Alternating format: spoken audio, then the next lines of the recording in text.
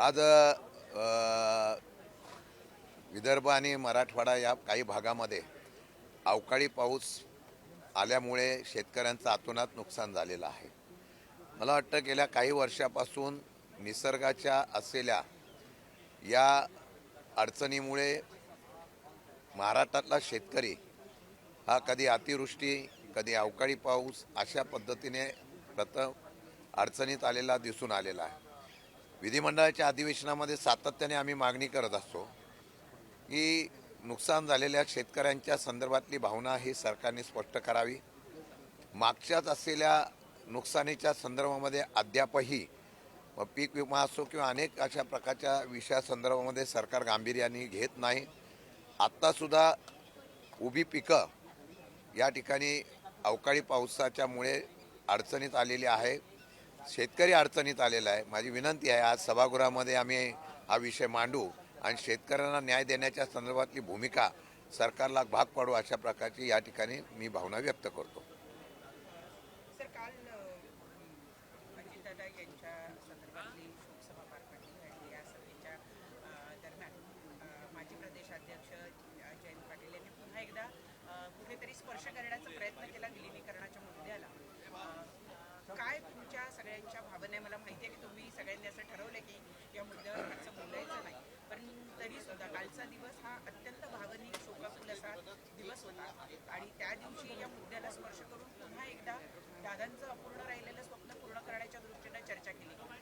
नाही, जयंत पाटलांनी काल जी शेवटी पक्ष वेगळा झाला, नेते वेगळे झाले, तरी इतक्या वर्षाचा असलेला ऋणानुबंध संबंध हा वेगळा असतो आणि तो संबंध ज्यावेळा एखादी व्यक्ती गेली की त्याच्या भावना काल अनेक लोकांनी त्या वरळीच्या ठिकाणी अजितदादांना श्रद्धांजली अर्पण करताना व्यक्त केल्या.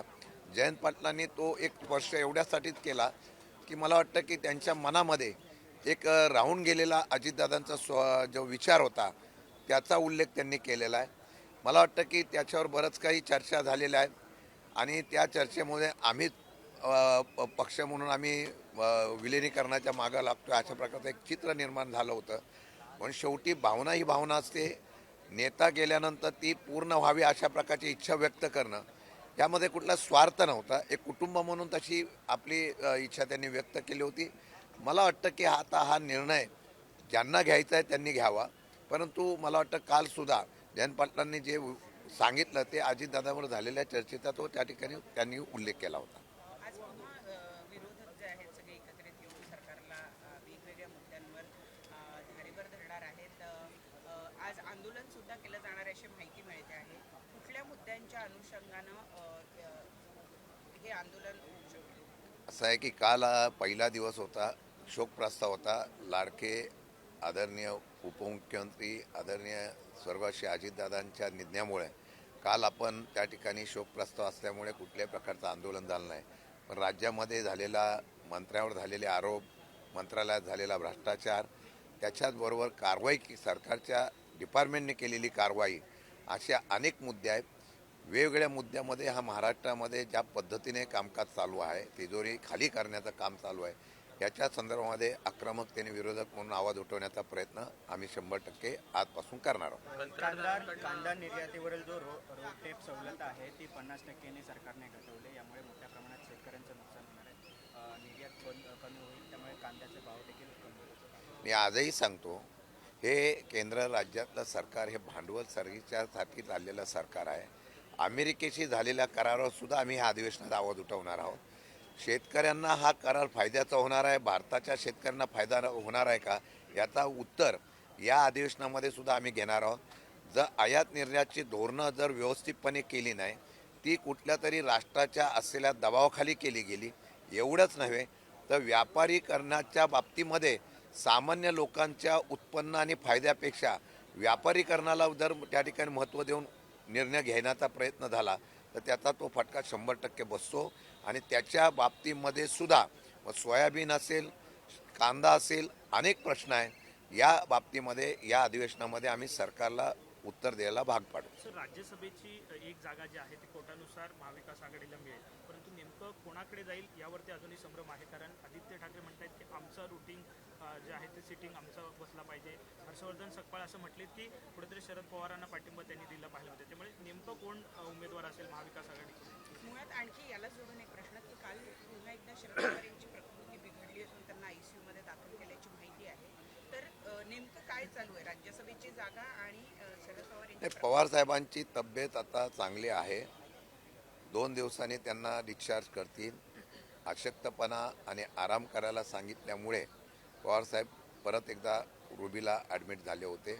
माझ्या माहितीप्रमाणे प्रकृती चांगली असल्यामुळे पवारसाहेब आता परत पूर्ववत कामाला सुरुवात करतील. परंतु राज्यसभेच्या बाबतीमध्ये जे सांगितलं गेलेलं आहे, अजूनही आमचे महाविकास आघाडीचे आम्ही सगळे नेते एकत्रित बसलेलो नाही, चर्चा झालेली नाही.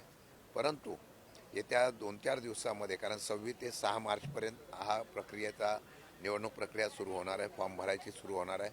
माझ्या माहितीप्रमाणे त्या दिवशी मुख्यमंत्र्यांनी पण सांगितले त्यांच्या जागा किती येतील, आमच्या जागा किती येतील.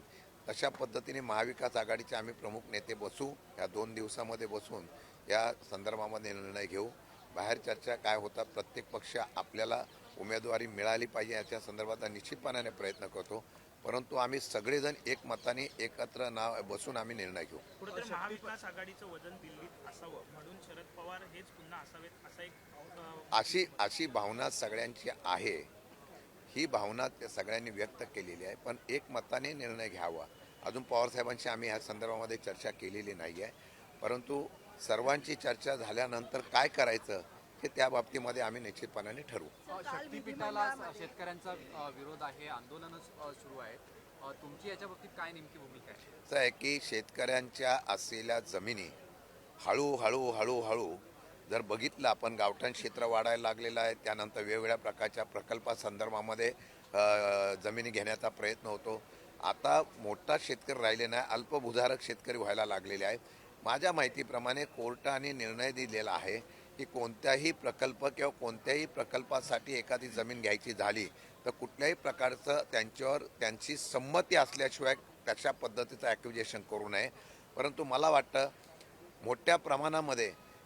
मोठमोठ्या प्रकारची हे शक्तीपीठच्या माध्यमातून 80,000 कोटीचा जर हा प्रस्ताव रस्त्याचा निघालेला असेल, त्यासाठी कुठेतरी शेतकऱ्यावर दबाव टाकून की जमिनी घेण्याचा प्रयत्न होत असेल, ज्याच्यासाठी आंदोलन होत आहे, सांगलीला झालेलं आहे, परभणीला झालेलं आहे. पोलिसांच्या बळाचा वापर करून त्या ठिकाणी त्या शेतकऱ्यांचं आंदोलन दडपण्याचा प्रयत्न होत असेल तर मला वाटतं हे चुकीचं आहे. निर्णयाप्रमाणे, कोर्टाच्या निर्देशाप्रमाणे किंवा केंद्राच्या निर्देशनाप्रमाणे तरी या संदर्भामध्ये कारवाई झाली पाहिजे. तशी होत नसेल तर मला वाटतं की ते चुकीचं आहे. त्याच्या संदर्भामध्ये सुद्धा आम्हाला त्या ठिकाणी आवाज उठवावा लागेल. सर, काल विधिमंडळामध्ये ज्यावेळी शोक प्रस्ताव सादर करत होता तेव्हा तुम्ही एक मागणी केलेली आहे की लाडकी बहीण योजनेला अजित पवारांचं नाव द्यावं. का भावना व्यक्त करता? मला वाटतं की अजितदादांना सगळ्या जणांनी श्रद्धांजली वाहिली. सगळ्यांना मान्य आहे की शिस्तीचा आणि त्या पद्धतीने महाराष्ट्र प्रगतशील नेण्याचा प्रयत्न सध्याच्या आर्थिक डबघाई आलेल्या राज्याला परत पूर्ववत चालू चांगल्या पद्धतीने ठेवण्याचा प्रयत्न अजितदादांनी केलेला आहे. आणि अजितदादांच्या माध्यमातूून ज्यावेळेला लाडकी बहीण योजना आली, ज्याच्यावर ह्यांना निवडणूक जिंकण्याच्या संदर्भातली संधी मिळाली, त्या लाडक्या बहीण योजनेला 56,000 कोटी रुपये देण्याच्या संदर्भातली सध्याची राज्याची परिस्थिती नसताना सुद्धा ते करून देण्याचं ज्यांनी कल्पकता दाखवली, तेच खरे भाऊ दादाच्या रूपाने आहे. अशा प्रकारची भावना राज्यामध्ये आपण बघतो. दिवंगत मोठ्या असलेल्या नेतृत्वाचं नाव कधी महामार्गाला किंवा कुठल्या योजनेला आपण देतो. आमची सुद्धा मागणी मी केलेली आहे की जर खरंच अजितदादांचं सर्वांना वाटत असेल की अजितदादांबद्दल आपली भावना आहे, तर एक चांगली योजना जी दादांनी बंद पडू नये ती कायम चालू ठेवण्याचा प्रयत्न केला. त्या अजितदादांच्या नावामध्ये दादा असल्यामुळे दादांची लाडकी बहीण अशा प्रकारची योजना ती करावी अशी आम्ही मागणी केलेली आहे. जयंत पाटलांनी काल एक महत्त्वाचं स्टेटमेंट केलं भाषणामध्ये वरळीच्या की एक संघ राष्ट्रवादी घेण्याचं स्वप्न अजित पवारांचं होतं. बोललो मी त्याच्यात. कंत्राटदारांकडनं कुठंतरी बोल. कंत्राट हे चेक कर. मी त्याला सारखं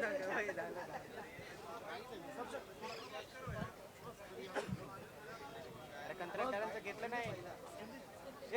hello hello hello hello hello hello hello hello hello hello येतो हॅलो हॅलो देतो मी. त्यावेळी एक मराठी तो बोलून टाका. एक मराठी फक्त सत्ता. एक मराठी घेऊन दे, एक मराठी घेऊन दे. 70,000 कोटी रुपये कंत्राटदारांचे रखडलेले आहेत अशा प्रकारचा आरोप आपल्याला होताना दिसतो आहे कंत्राटदार संघटनांकडनं. एकूणच तिजोरीमध्ये कुठेतरी खडखडाट आहे. चेक्स दिलेले आहेत कंत्राटदारांना, मात्र पैसे अद्यापपर्यंत त्यांना मिळालेले नाही. ही वस्तुस्थिती आहे. मोठमोठे प्रकल्प, मोठमोठे योजना हॅममधून PWD माध्यम असेल किंवा वेगवेगळ्या पाणी पुरवठा योजना असेल, अनेक इतक्या मोठ्या योजना या असलेल्या आणलेल्या आहेत. कालसुद्धा राज्यपालांच्या भाषणामध्ये जर आपण बघितलं असेल, इतकी मोठी आकडेवारी दाखवलेली आहे, इतकी मोठी आकडेवारी दाखवलेली आहे.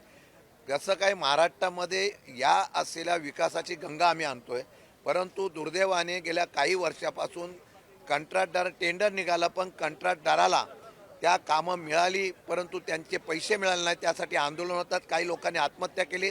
दरवेळेला आम्ही अधिवेशनामध्ये हा वाद उठवतो, पण अद्यापही कुठल्याही परिस्थितीची माहिती सरकारच्या वतीने किती थकबाकी आहे, काय थकबाकी आहे हे सांगितलं गेलेलं नाही. हे दुर्दैवाचं. एवढंच नव्हे तर कॉन्ट्रॅक्ट पद्धतीने काम करणाऱ्या तिथल्या आरोग्य विभाग असेल किंवा वेगवेगळ्या प्रकारच्या डिपार्टमेंट आहेत, PWD असेल, इरिगेशन असेल, सगळ्या डिपार्टमेंटमध्ये कर्मचारी जे कॉन्ट्रॅक्ट सिस्टीमवर ठेवलेले आहेत, हजारो कर्मचारी तिथं काम करत आहेत, त्यांचे सुद्धा पगार वेळेवर होत नाही. ही वस्तुस्थिती आहे. आमच्याकडे त्या तक्रारी आलेल्या आहेत. सरकार हे पूर्णपणाने या आर्थिक असलेल्या व्यवस्थेमध्ये डबघाईला आलेलं आहे आणि म्हणून या असलेल्या निधीच्या संदर्भामध्ये प्रचंड नाराजगी आहे. उद्या कदाचित दुर्दैवाने याच्यातून एखादी आत्महत्या झाली तर तो सरकारने केलेला खून असेल असा आमचा जाहीर आरोप आहे. देश विदेशातील प्रत्येक घडामोडींचे लाईव्ह अपडेट मिळवण्यासाठी आता साम टीव्हीच्या सर्व सोशल मीडिया प्लॅटफॉर्मला लाईक, फॉलो आणि सबस्क्राईब करा. तसंच सर्व नोटिफिकेशनसाठी बेल आयकॉन प्रेस करायला विसरू नका.